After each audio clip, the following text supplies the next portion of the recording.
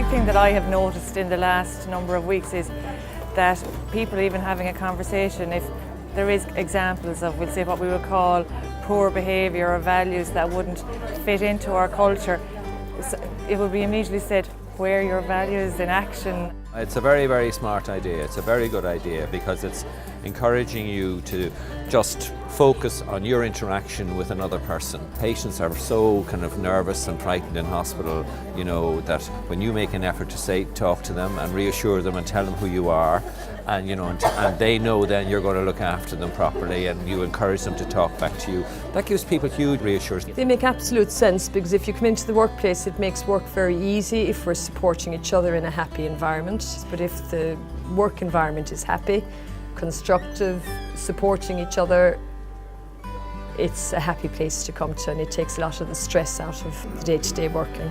You're probably subconsciously doing a lot of them yourself every day anyway, you know, but I suppose it's important just to make yourself more aware of them, and I suppose use them to influence others positively. You know, doing an extra kind thing. And one of the girls here, you know, she was there, she had been bought a coffee by one of her colleagues. That's an extra kind thing, you know, saying hello to people.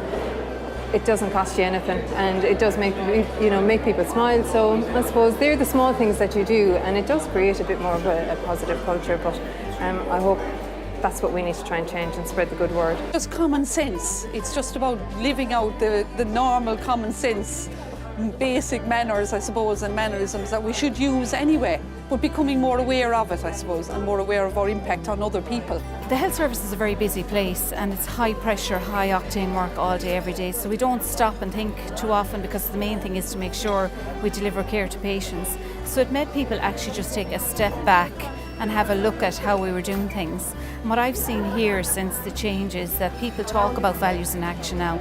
So you could be in a meeting that could be a little bit tense, and somebody will say, is that values in action? And it actually calms things down.